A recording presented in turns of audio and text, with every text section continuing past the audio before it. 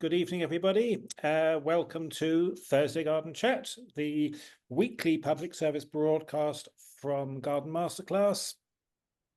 It's the middle of the summer, and we took last week off, and we're going to be taking next week off as well. So taking the foot off the pedal a little bit. But September onwards, we've got a very full program of webinars and a couple of live events, in fact. Two live events, I should mention, are the third of the days at Tom Stuart Smith's plant library in Hertfordshire, north of London. The previous two events have been very successful, and this really quite extraordinary place, almost like a private botanical garden. So we got a third day there in September, and also the third of our walks around Maurice Foster's Arboretum in Kent. And that's in early October, and obviously exploring the wonders of autumn foliage. So we've got a full webinar program, something more or less every week from the end of September onwards, until that's booked up really well until February, I would say. We've also got a couple of courses running. We're running the naturalistic planting design course with Nigel Dunnett again, but with additional material from Cassian Schmidt in Germany. So it'd be wonderful to have his expertise. And we're also doing a trees course with Professor Henrik Schurman from the University at Alnarp in Sweden. This is very much concentrating on trees for landscape architects and garden designers for climate change. And it is extraordinarily informative. I mean, this guy has got so much information on trees and their ecological stresses and how to choose the best trees for really long term. This is being run actually in conjunction with Britain's Landscape Institute. But if you're a Garden Masterclass person, you can go on to the Landscape Institute site and book tickets there. So all of this, of course, is on our diary pages on our website. So if you're new to Garden Masterclass, then we have a membership program. Membership gives you discounts, it gives you access to various special member events. And at some point in the autumn, we are going to be starting a podcast channel, and we have some very ambitious plans for that. A lot of really quite meaty, informative stuff delivered through podcast, which will only be accessible to members. Or if you are new to us and you don't want to join, then you can sign up for our monthly email newsletter, and that'll be on the homepage of the website. Just a little reminder that we've been doing these weekly events for free. Everything goes to YouTube, and we've been doing these for free since April 2020, and for no money is involved, but obviously we have costs, and if you're able to support us with a donation, that would be very much appreciated. And again, you can sign up to give us a donation again on the homepage of the website, gardenmasterclass.org. Now, in case your regulars may be wondering, where's Annie? Well, I can't quite remember where Annie is this evening, except that Annie is out and about. So we've got Claire as my co-presenter. Claire Greenslade is head gardener at Hestercombe, a very interesting historic garden in Somerset in southwest England. And our guest tonight is a chap I've been meaning to get on here for a long time, Łukasz Łuczaj from Poland. I first became aware of Łukasz quite a long time ago, I'd say more than 10 years ago, in connection with wildflower mixtures and creating meadow mixes for Poland, just as much as people in Britain and Germany and Austria had been creating meadow mixes for their particular countries and regions.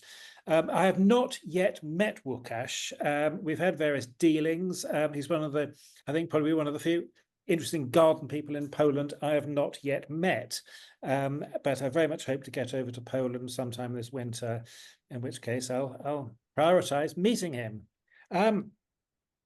So let's start. Łukasz, introduce yourself. Who are you? Hello, everyone. Basically, I'm a botanist by training, and I'm a professor of botany in University of Rzeszów, and I work mainly as an ethnobiologist, documenting wild foods. But parallel to this, I've been running a wild garden for 27 years. So I combined the career of a botanist and a gardener. Right. So a botanist makes you sound a bit kind of dry and academic, which I'm sure you're not. Could you tell us a little bit about your kind of public engagement? My main field of work is documenting wild foods in different parts of the world. So I started off working with archives, documenting poverty food in the 19th century in Poland and famine foods, and which wild vegetables were used before all the foraging became so fashionable in Europe. And but then I moved to other countries, the Balkans, especially in Croatia, also Georgia and the Caucasus, China and Laos. And then also going there and talking to people and making lists of edible plants and mushrooms they use. Oh. What was your, sorry, go on, you go. Sorry, Claire, go ahead, Claire. What was your introduction into this these methods of working? What was your, were you into gardening as a child, or how did it come about? I started gardening when I was 3 because my grandfather was a keen gardener and he even trained as a gardener. He didn't work as a gardener, but he had a garden. So he showed me how to graft plants. I don't do it very well, but you know, when I was 3, I witnessed him grafting apple trees and clipping a hedge and planting beans. So this was very early, and I lived in a small town, and he had like a field of wheat, and we used to thrash wheat with a flail, although very few people still did it, but he said you have to do it with a flail, and you know, we did it together. And then my parents moved out to the suburbs of Krosno, and they made a new house with a larger garden, which was quite empty. And my dad was planting trees, and I was helping him. And there was economic crisis, so we grew a lot of plants.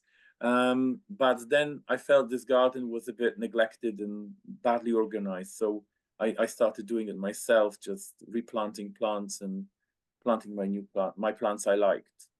And when I was like a teenager, I went on a bike to a neighboring wood and started digging out trees and wood anemones and squills and lungworts and sticking them in the garden. That's how it started.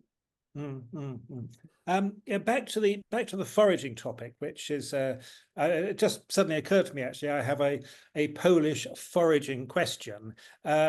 Many of us, of course, are familiar with borscht, that wonderful winter beetroot soup that no one really agrees on who invented it. Was it the Ukrainians or the Russians or the Poles or even the Lithuanians?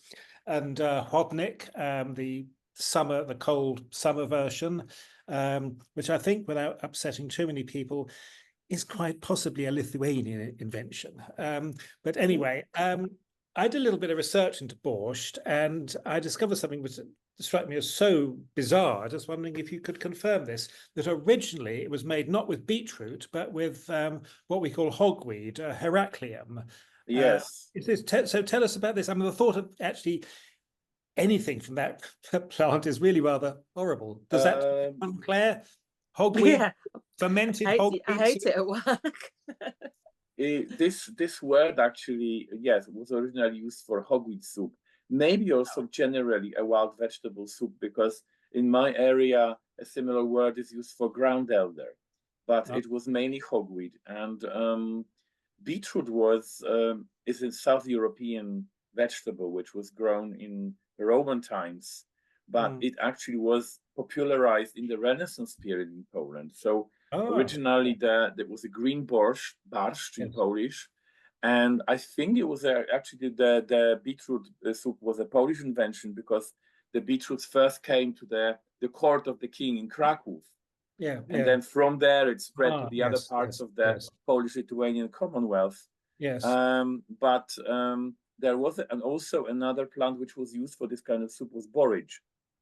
So the Polish word burak, which meaning beetroot, actually originally meant borage, burak, borago, borage. And then the borage was completely abandoned, and then gradually people started preferring beetroots to hogweed. But in the Why? 16th century, we have an account, even in an English herbal by Gerard, the very well-known herbal. He says that people in Polonia and Lithuania make this strange soup called barszt and make it from hogweed. And now there are only a few families in Poland still continuing like the tradition of making hogweed soup. Maybe 3 families in the whole of Poland. So you must have eaten it. What's it like? It's you ferment it. You chop the leaves and then you put warm hot water over it. You cover it with a plate and leave it for 2 days, and you have something tasting a bit like water from lacto-fermented gherkins.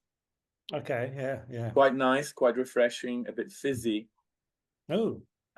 Yeah. Probably really good for your gut bacteria. Yeah. Wow. Okay, Małgosia, next visit to Poland. Perhaps have a hogweed soup workshop.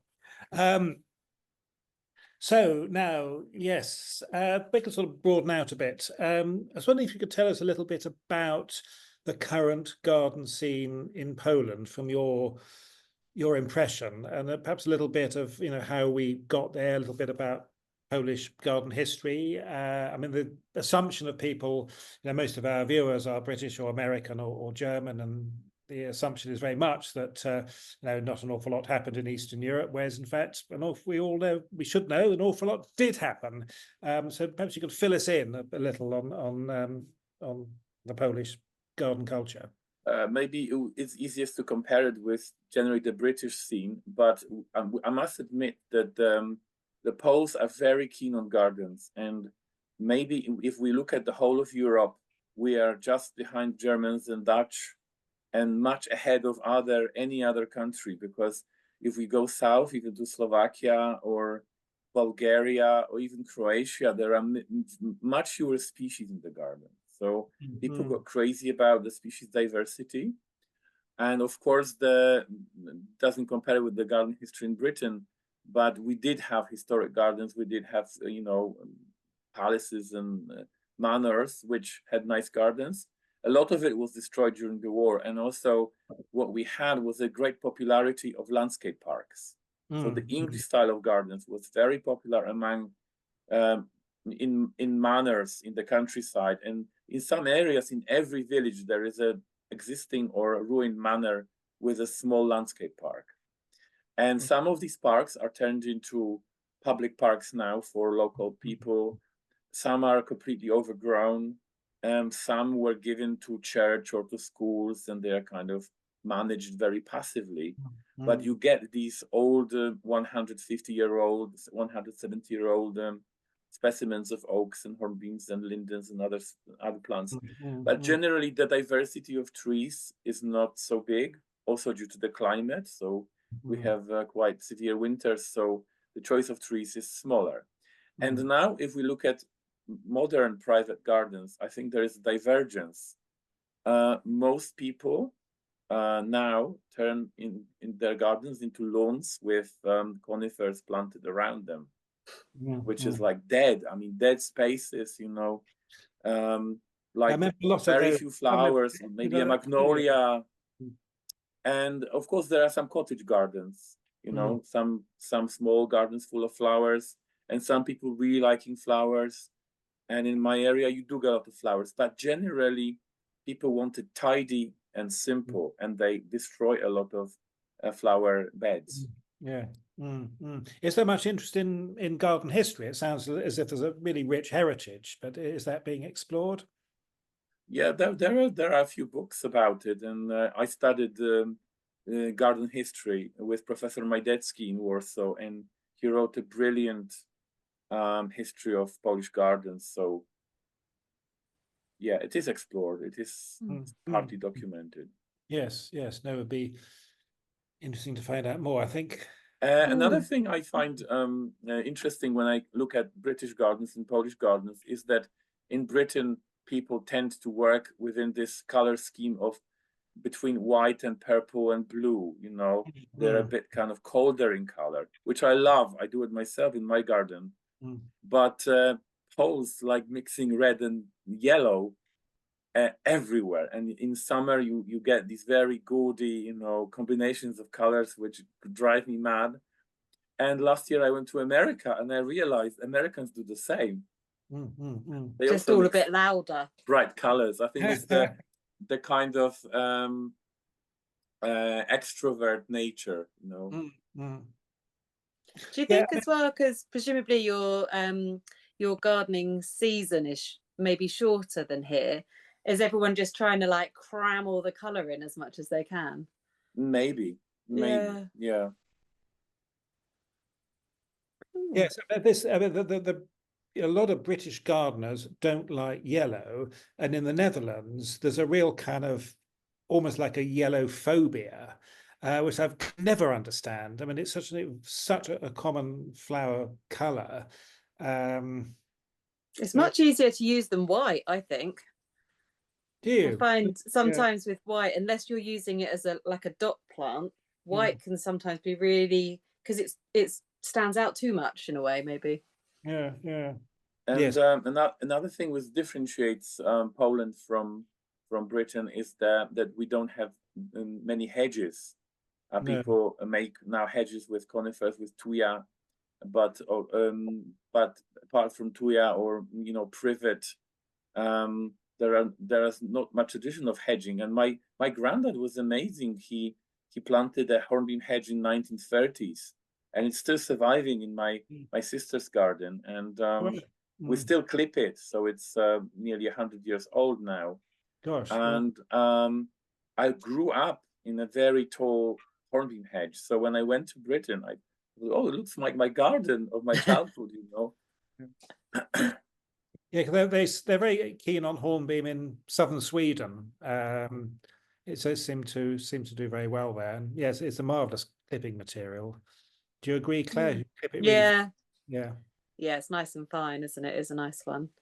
What's your day-to-day work life like? You were telling me today you've been foraging mushrooms. I teach at university. I go to university once a week, and the rest of the week I work online. And I tend to work with the computer in the morning and then go for a walk or mushroom picking or working in the garden. So today we had a last big storm yesterday, so I collected lots of horn of plenty today, and I'm very happy about it. So yeah. And of course you've published quite a lot. You very kindly sent me some of your books a while ago. This very nicely produced book on wild gardening, with some wonderful illustrations. And then there's the more academic edible ferns, which I did have a look through. I think I've certainly had edible ferns in China, but again, great on practicing. It's actually not so academic. There are recipes there. Yes, the combination of being academic and practical. Yes. And then, of course, there's you're not just a dry academic. Indeed, you are not. A very wide range from the academic through to the popular. So I was wondering if you could perhaps describe a little bit about your career, and particularly how you've been able to combine, these very different facets of your career.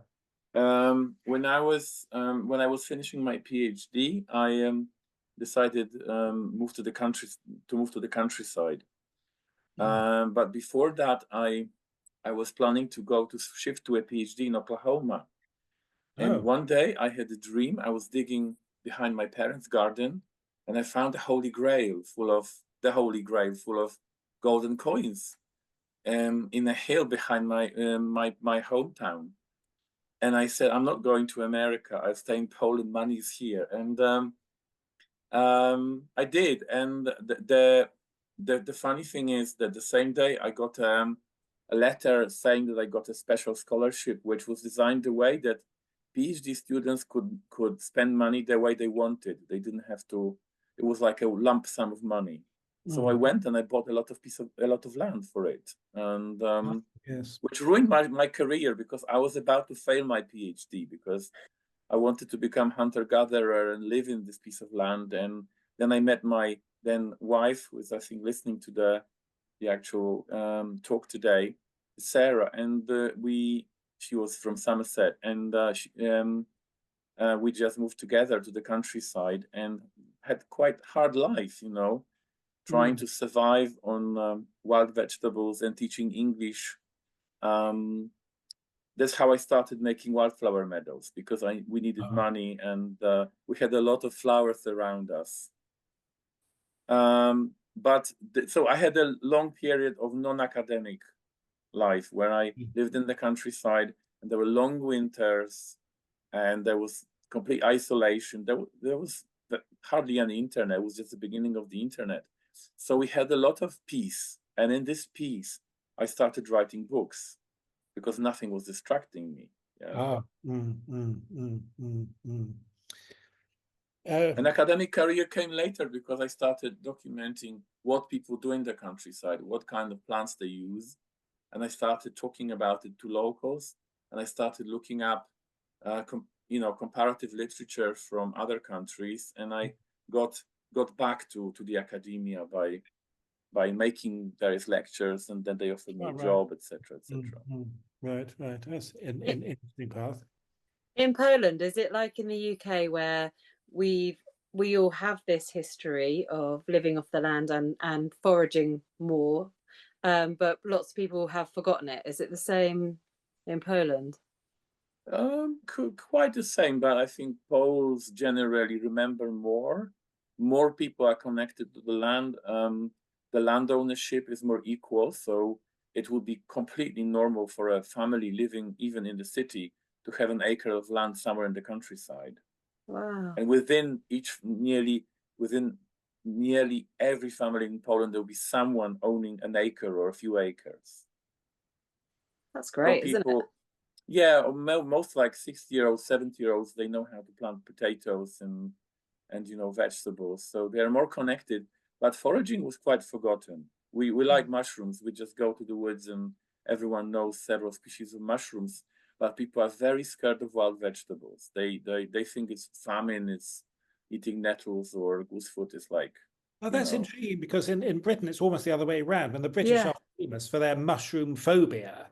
That unless something looks exactly like in the local supermarket, they won't eat it. I mean, it really is a thing. Oh, they're all poisonous, and generally the only people foraging for mushrooms in the woods are Poles or other East Europeans.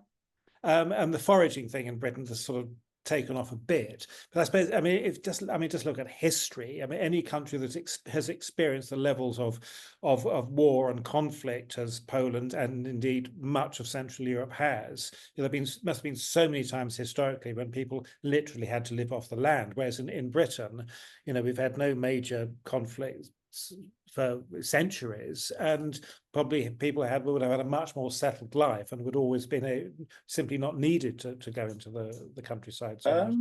I'm not sure about it, because Poland was an agricultural country which was exporting wheat, and the Polish kingdom include parts of Ukraine, which has the most fertile soils in Europe, and we actually have very little history of famine compared to other European countries. Yes.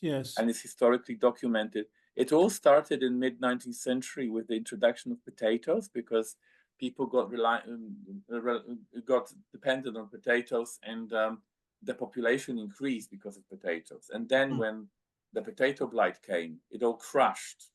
So actually before that, it wasn't that bad. And people had a lot. It's a very interesting parallel to Ireland then, where of course the potato famine has been absolutely infamous. Yeah, how interesting. So you do quite a bit of teaching workshops around foraging and other ethnobotanical topics? Yes. Foraging workshops became a very important part of my life, because people really want to learn about it. Yes. And I've been doing it for 22 years, the foraging workshops. And one of my first foraging workshops was in Norwich, actually. Oh, really? I came for a year to live in England, and And it was one of my first workshops. I advertised in Norwich, and I made walks around the lake in the university. And Gosh. and no one did it then, you know, like no one in Europe, like, you know, like rare. No, there's a French forager, Francois Couplin, who was the first one, and he wrote to me saying, it seems we are just 2 people in Europe doing that, you know. And then it all became so fashionable, so popular, and but I also, the difference between me and a foraging scene in Britain is that I also teach insects. We have more insects in Poland. It's the summer is a bit hotter, and also there is more like nature which is not affected by chemical industry. So, for example, we have a lot of grasshoppers, and I always tell people to eat grasshoppers.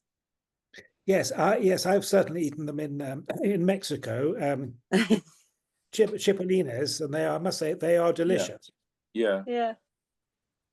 Well, it's the way we might have to go forward, isn't it? It's weird. The more progressive we get as a world, actually, the more we need to hark back to what we might have eaten before and do the foraging and eat the insects. And it's kind of like going full circle, isn't it? Yeah, yeah.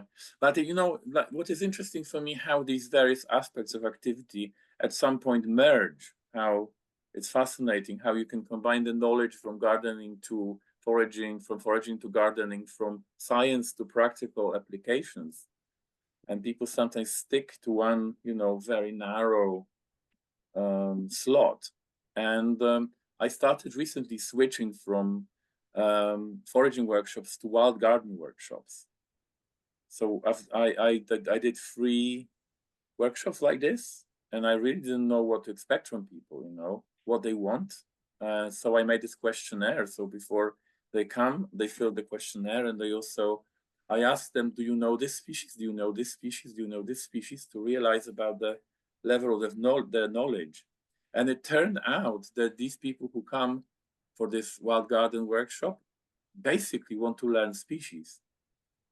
Ah. They say that we don't want any theory because we don't know the species. And I think this is a general problem with the public, that in order to protect the environment and nature in any country, we have to teach people, all the people, the species, because if they know what is bluebell, what is, you know, wood anemone, what is oxeye daisy, if they can recognize it, then they will appreciate it. Yes, definitely. that's very true. I mean, I think those of us who have grown up with plants, I mean, for example, I was taught the names of all the wildflowers by my mother. You know, it's very difficult for us to imagine how so many people just have really very little knowledge, and we're now talking about plant blindness, that people just see plants as this kind of green blur. Yes. So yes, I mean, I dare say some of these plant identifier apps, I'm sure, are helping people reintegrate with this. It's very helpful. Yes.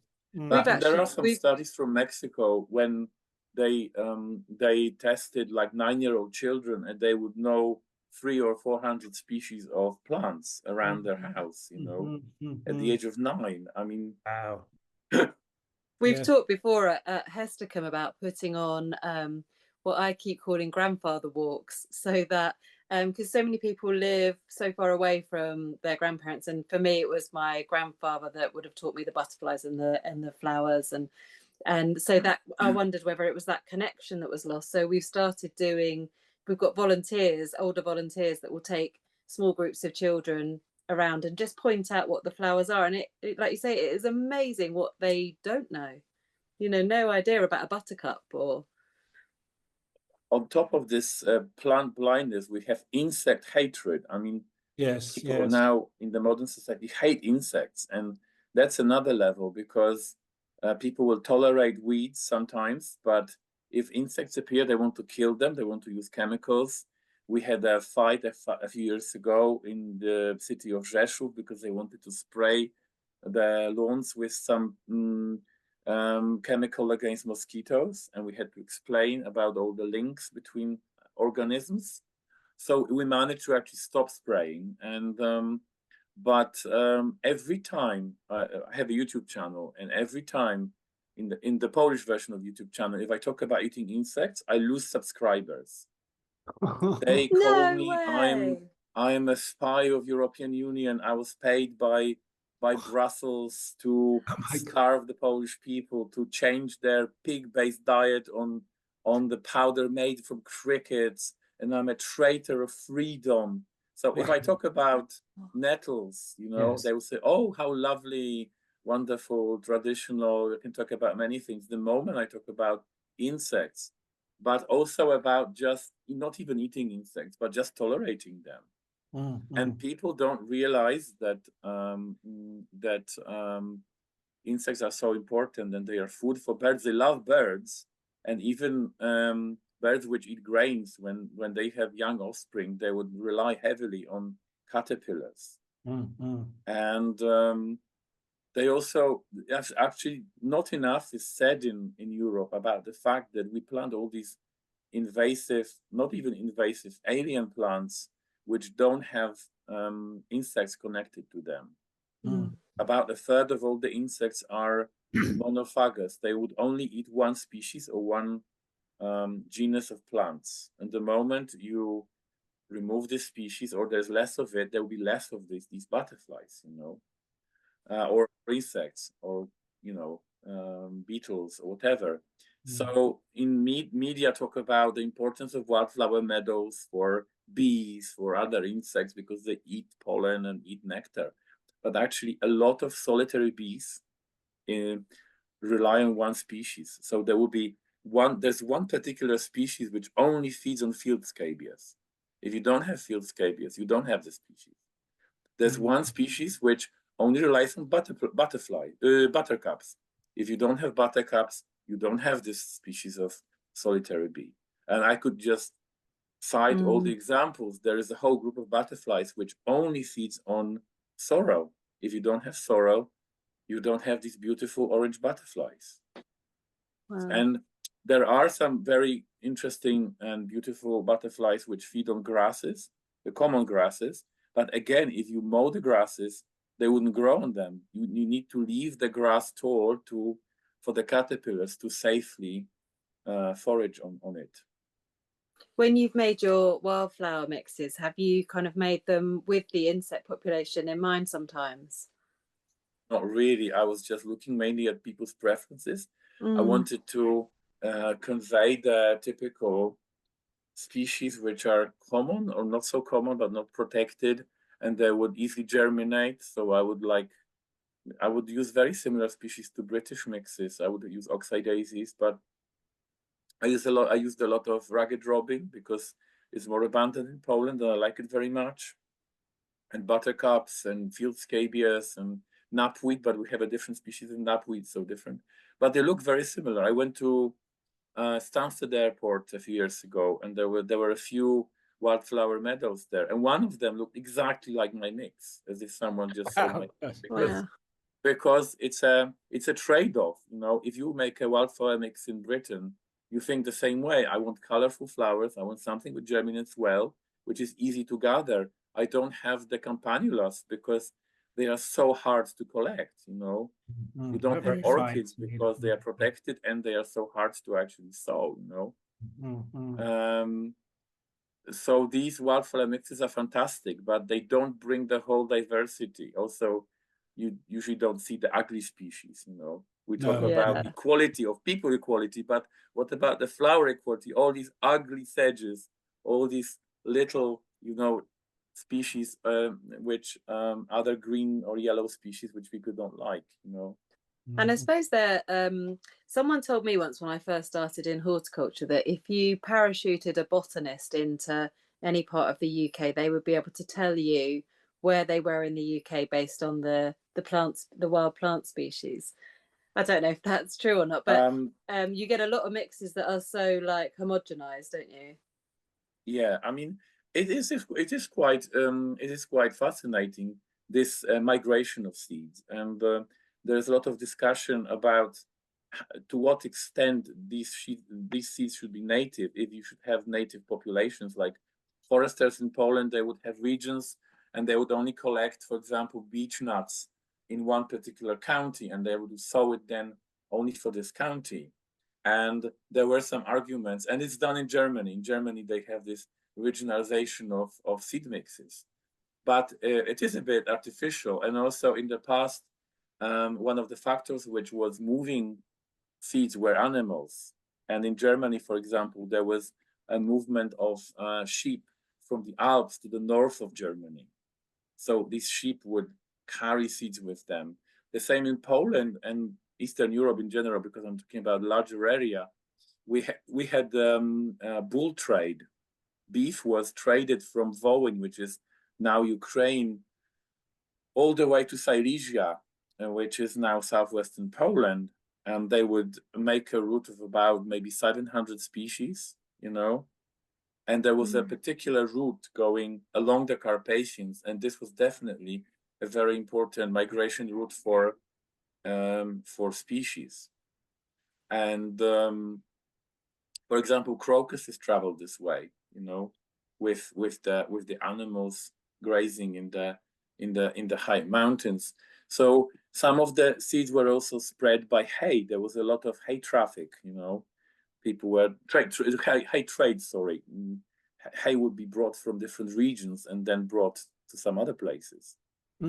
Yes, and it was a major commodity. And there's a hay market. There's a hay market in London. There's a hay market in Edinburgh. Those old street names. Yes, yes, and certainly buying in seed as well. Certainly, I've come across references to in the 18th century in England that seed of clover and other forage crops was being imported from what is now Lebanon and Syria. Yeah. So, but with your meadow mixes and wildflower mixes, have you commercialized them, or have? Yeah, I've been selling them for over 20 years. I'm finishing with it now because I just don't have space for this anymore. You know, and I never wanted to expand. It was done by me or someone else. Is someone helpers. Is someone else taking over the business? No. No, that's a shame. Little no, business. I can't do. It's too much. I do. You know. Yeah. Well, there's a business opening for somebody. Yeah, yeah, but there are a couple of companies in Poland doing that. Yeah, so you know, I imagine probably are. Yes. Yeah. Yes. Now, tell us about Bialowieza, the forest, which I know is a very important place for you. Bialowieza Forest, for those who don't know, is a forest, is an area in northeastern Poland, which is divided between Poland and Belarus. A third of it is in Poland now, over 1,000 square meters. This used to be the royal forest, the main hunting forest for Polish kings, that's why the trees were preserved. The vegetation was never used for logging. And in the 19th century, when Poland was occupied by other countries, this was a hunting ground for the Russian Tsar, and it was all fenced. So in the 19th century, was overgrazed, but still with lots of old trees. And after the First World War, a part of it was made into a national park, the center of it. And after the Second World War, a part of it became part of Belarus, and Belarus made it into a reserve. In Poland, only a part of it is made into a reserve. But still, the part which is made into a reserve is amazing. And I worked with a professor, Professor Faliński, who was the main plant ecologist in this forest, and I did my master's there. So I spent a lot of time in this ancient forest, and it strongly influenced my perception of the forest, because this is an area with extreme amounts of dead wood and dead trees and plants, mosses, mushrooms growing on the fallen trees. So every time I came out of Bialowieza, I looked at other forests. I knew it's not, it's not the real forest. The real forest is there. And if you come from Europe, you should go there, because it's actually amazing. And my master's wasn't about ancient forests, was about forest edges. I had to map shrubs on the forest edge, and I had to walk 400 kilometers with a series of maps, and map all the interesting species of shrubs growing on the edge of the forest, because the forest edge was then very sharp. Like there was this big forest, and then there were fields, farmers' fields, villages. So on the edge there were these blackthorns and like hedges, like roses and blackthorn and dogwood. And now it's all started spreading. So people abandoned agriculture. The actual area of forest is just becoming bigger and bigger and bigger. But it's not so interesting on the edges. So recently we had this controversy about cutting spruces near the national park, and it was very well it was discussed and quite upsetting, because Forestry Commission did a lot of cutting because spruces started dying because of climate change. But still, the national park is amazing. And also Professor Faliński, who was my guru at that time, was an amazing person. He did a lot of observations on permanent plots. So he would spend years and years and years recording changes of vegetation, which were sometimes weird, surprising, maybe random. How species would change in the succession. And one of the things he did, he made an abandoned field into a nature reserve. On the edge of the Bialowieza Forest, there was a village with a large area of abandoned land, which was getting overgrown by juniper and birches.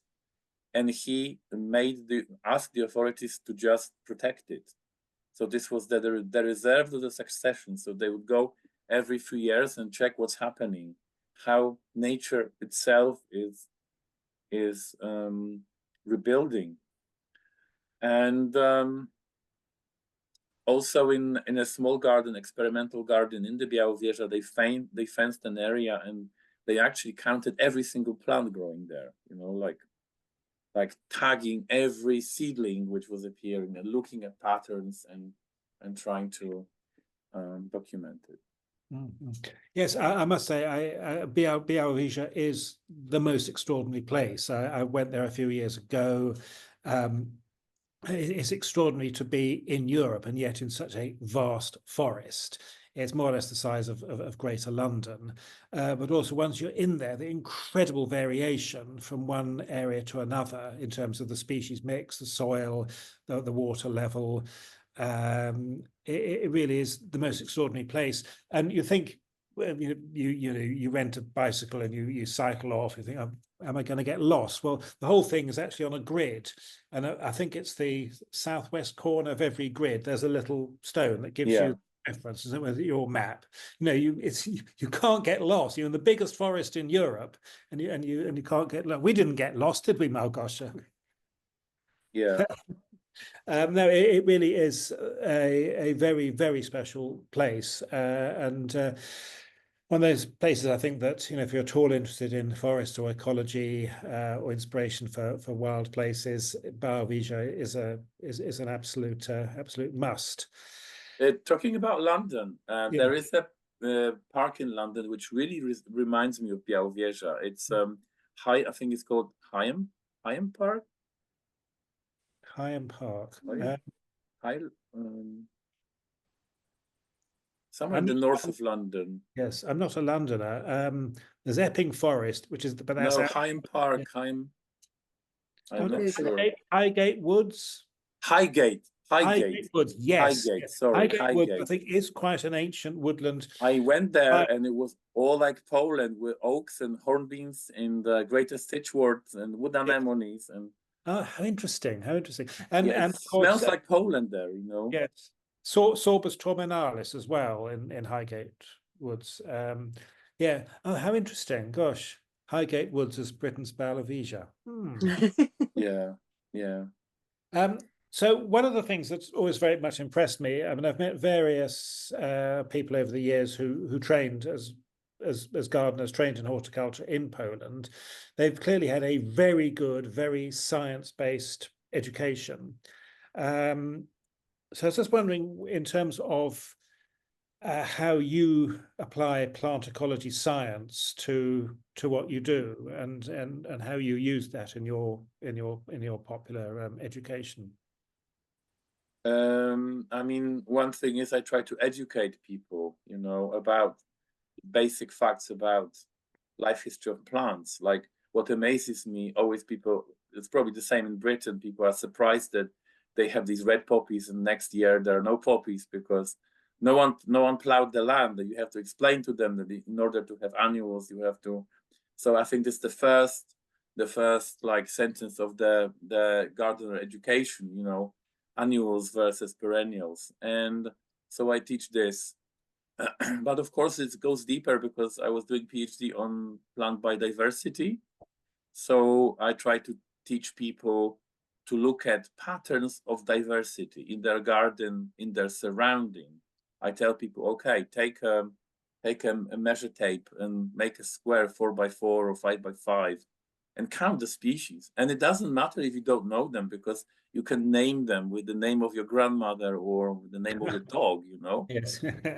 And it's wonderful, the freedom of naming. That's another thing we lost, and then just look.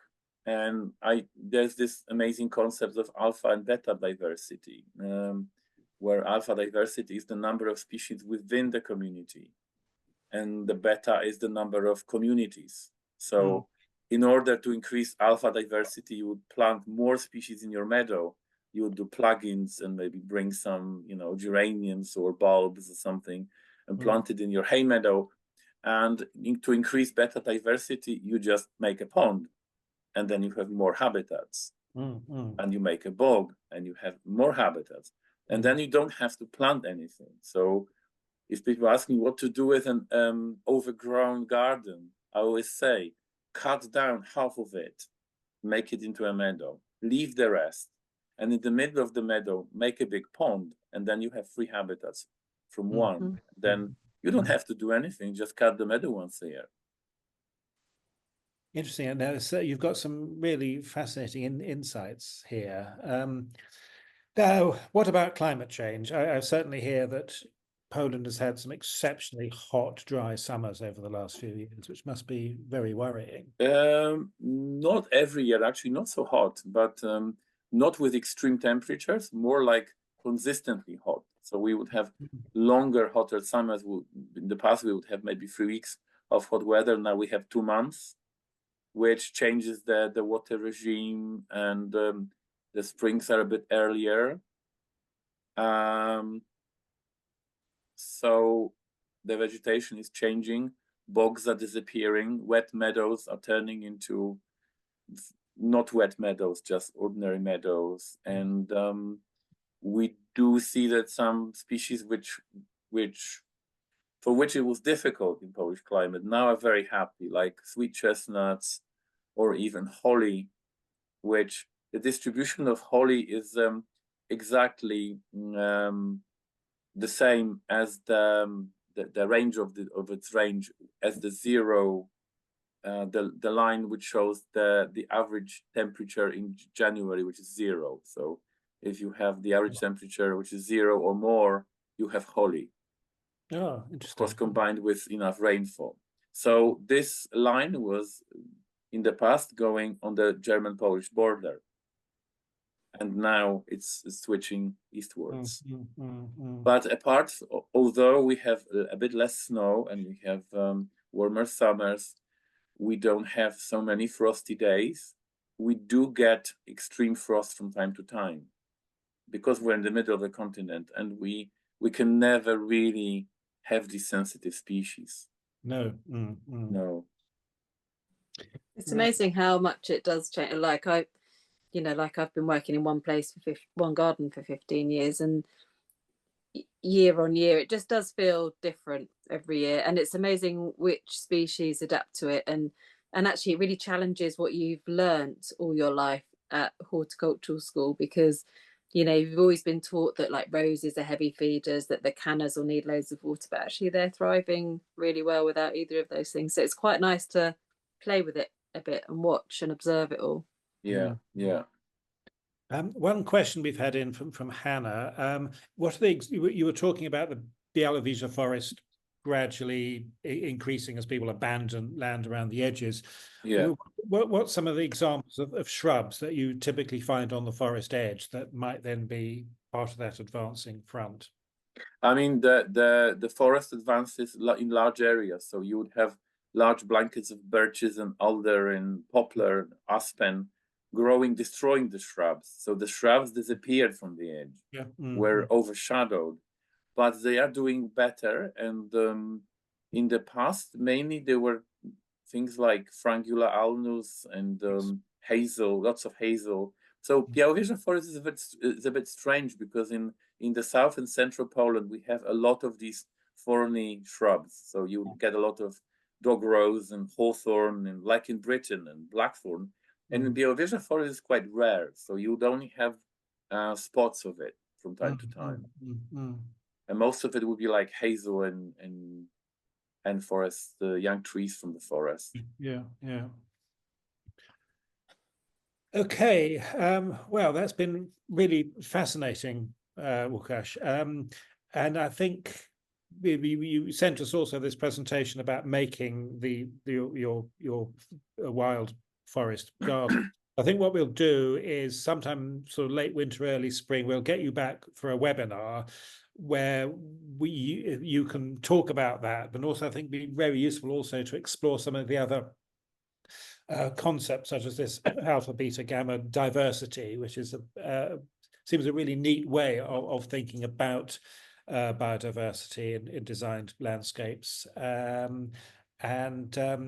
Yeah, so people will be able to actually learn something from your immense amount of experience and work. So we'll set that up for early next year. So thank you very much. A couple of people putting in the chat what an interesting discussion it's been, and yeah, no, it'll be really good to for us to give you the opportunity to share more of your knowledge on a future occasion. So thank you very much for joining us this evening. Thank you. I'm disappointed I couldn't show even one picture. Yes. Well, I think what I'll do, I'll splice in pictures, some of the pictures you've sent us. So when this goes, I'll put this up onto our in the presentation, YouTube channel in a couple of days' time, and that will be, we'll have rolling images, but this will make a great podcast as well, and nice to see so many Polish viewers from Garden Masterclass Polska, I would imagine, and hopefully I'm sure we can do a workshop with you there, shouldn't we? Yes. I mean, I'm happy to make a special course about introducing ancient forest plants, etc. Yes. Recently, I made a course about edible ferns, and it was greatly successful. Oh, yes. The whole course about it. So yeah. Gosh, interesting. No, so much to learn from you. Okay, well, thank you very much, everybody.